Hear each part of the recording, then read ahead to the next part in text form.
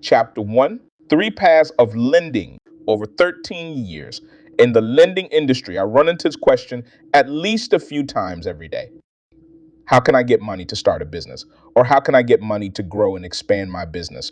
This is why I decided to write this book to offer a resource to business owners as it pertains to funding, which is vital for your business success. As a business owner, you need to understand exactly what lending options are available to you. Also, the majority of borrowers have been denied financing before and have received that canned, templated letter. We all have received one before from the lender, which the lender is legally required to send you. The letter is usually vague and sometimes does not really offer the true and honest reason you were denied. This chapter will briefly introduce the 3 paths of lending we will be covering in this book. As I get deeper and dissect the pros and cons, benefits, and underwriting criteria, you will understand a general overview of the 3 paths. Keep in mind that regardless of how much money you are looking for, there are only 3 ways you can be able to obtain funding for your business. Also, when you are ready to obtain funding for your business, you want to work with a firm that understands the lending process and is current with what the market offers. Not an agent or bank representative who can only type your info on a computer and does not understand exactly what your business needs. So remember to visit www.penningtonconsultinggroup.com for all your business funding needs. Let's get started. There are only 3 lending paths when it comes to funding for your business. It does not matter if you are seeking $5,000 or $5 million. There are only 3 ways you can obtain funding for your business. It all falls under these 3 lending paths. These paths are credit-based funding, revenue-based funding, asset-based funding. Let's discuss each one of these funding segments in detail to better understand the different products available in the underwriting criteria for each one of these funding paths. Also, when you have a moment, please visit www.3pathsoflending.com. I have provided a 3 paths of lending matrix that outlines on a chart the 3 paths discussed here. Credit-based funding. Credit-based funding is one of the most common ways most businesses use to start, grow, and expand their business.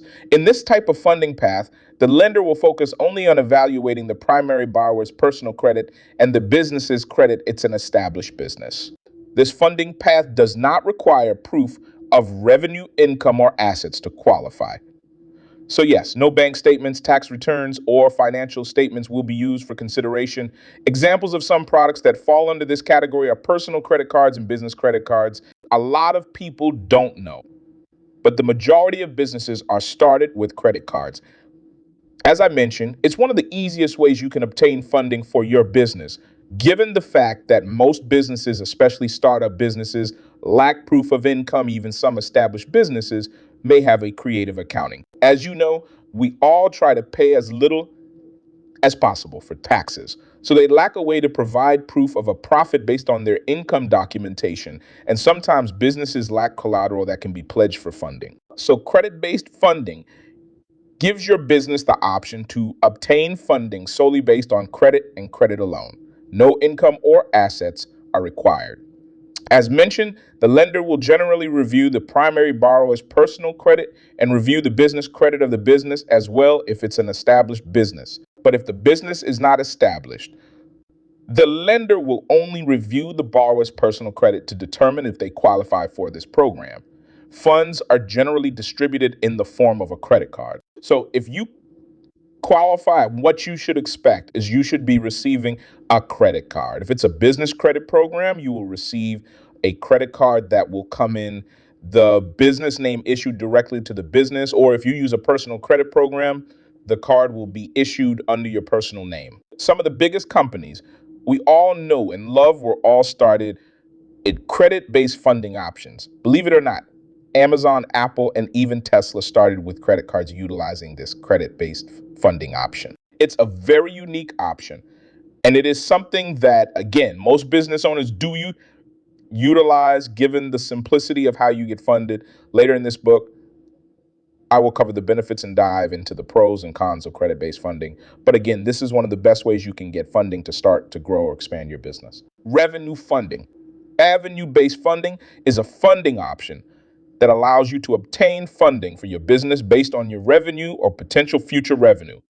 One thing that the lender requires for this lending path to evaluate if you qualify for this funding option is how much revenue, COM, the business generates. Some of the programs that fall under this category are revenue term loans, merchant cash advance, factoring loan, purchase order financing, revenue line of credit, to mention a few.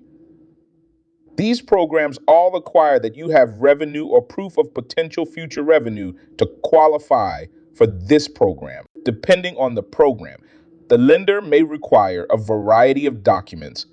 They may ask for bank statements, tax returns, personal financial statements, profit and loss, or financials. For the case of purchase order or factoring loans, they may ask for client invoices for the business, which is future potential revenue, to determine if you qualify for the program. Credit is reviewed for this lending path, but is more so considered a compensating factor to determine risk for the lender and will dictate the interest rate you pay.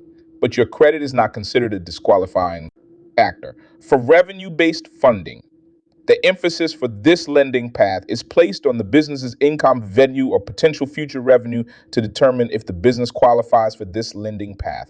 This is also a very commonly used form of funding for business, if you can provide proof of income or potential future revenue for the business. The underwriting process tends to take a little longer than credit-based funding, given that documents must be submitted and reviewed and verified before the lender can extend funding to the business. Another used revenue-based program option is settlement funding, where if you have won a lawsuit and want to borrow money based on the judgment winning before the losing party pays you, there are lenders who will lend you a percentage of the judgment and use the settlement agreement from the court as collateral pledge. This is a great option that businesses utilize, especially established businesses, given the fact that they do have revenue that they can show and prove. As we dive deeper, I will be covering the pros and cons of revenue-based lending and also fees, so you will be able to compare them with the other funding options covered in this book. Asset-based funding. Asset-based funding is a funding program that requires that the borrower pledges an asset as collateral.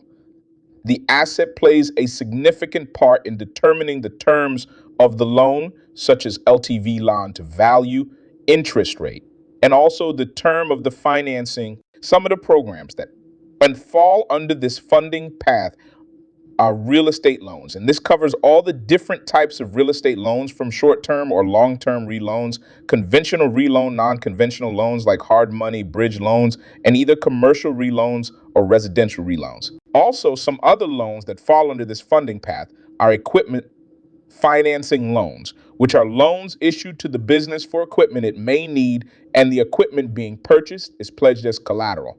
This also covers stock loans. Believe it or not, if you do hold publicly traded stocks, there are lenders out there that allow you to pledge stocks as collateral to obtain funding for your business. The reason why the lender requires assets to be placed as collateral is to mitigate risk. Depending on the assets, it will determine how much you qualify for. Keep in mind your credit is looked at, but is more considered as a compensating factor. It is not a determining factor to see if you qualify. It is a compensating factor. Credit may be used to gauge the interest rate. In the case of real estate, your credit and the asset may be used to determine the LTV into value.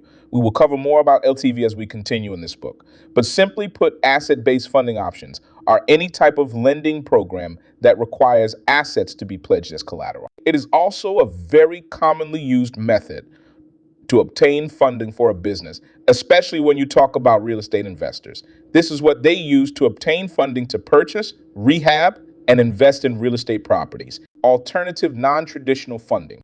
These are funding options like crowdfunding, grant funding, equity venture capital funding, or your family members. This is another form of funding generally used for startup or established businesses. For example, crowdfunding is a new unique funding option that has significantly increased in popularity in recent years. This is where if you have a unique idea, if you publish it on one of the crowdfunding platforms and give the community an option to fund your idea. Some examples of some crowdfunding platforms are Kickstarter, Indiegogo, GoFundMe, Fundable, to name a few. There is a lot of big business that was started with crowdfunding. There are actually movies that have been funded with crowdfunding. One very popular director, Spike Lee, utilizes crowdfunding to make his movies. Mr. Lee was able to raise $1, 4 cents million using Kickstarter for his movies. So again, this is a new and unique way to fund your business. Another big business that has used crowdfunding is Pebble. They were able to raise $1 in 24 hours for 3 new products in development. Panono used Indiegogo and raised over $1 million in funding for their unique 360 camera M3 micro 3D printer. Another company that used Kickstarter crowdfunding raised $3, 4 cents million via their 3D printer idea. This is an amazing option that was not available before this new internet age we live in right now. The Coolest Cooler raised $13 million on Kickstarter and now has a waiting list for its products. Zano Drone is another company out of Europe that was able to raise more than $2, 5 cents million using Kickstarter for their crowdfunding idea. So again, crowdfunding is a new and unique way that businesses can utilize to raise funds using a community-based crowdfunding platform. Also, you have business grant funding. The biggest grant funder is the federal and local government. Hey, grants are one of the ways the government funds ideas and projects to provide public services and stimulate the economy. Grants support critical recovery initiatives, innovative research, and are a great option to get free funding for your business. There's also venture capital funding, which are big investment firms that will offer funding to businesses. In return, they will take a percentage of equity ownership of the business. Last but not least, family members, your rich uncle or aunt, or your rich ex-boyfriend or ex-girlfriend, or grandpa or grandma, if they believe in you, they may be able to help you fund your business idea. So these are what I call non-traditional funding options. They are non-traditional because they do not use traditional ways like credit assets or income to evaluate if the borrower qualifies. Now that you have an understanding of the 3 passive lending and the alternative options, let's spend some time discussing each program within each funding path, how to qualify, and more.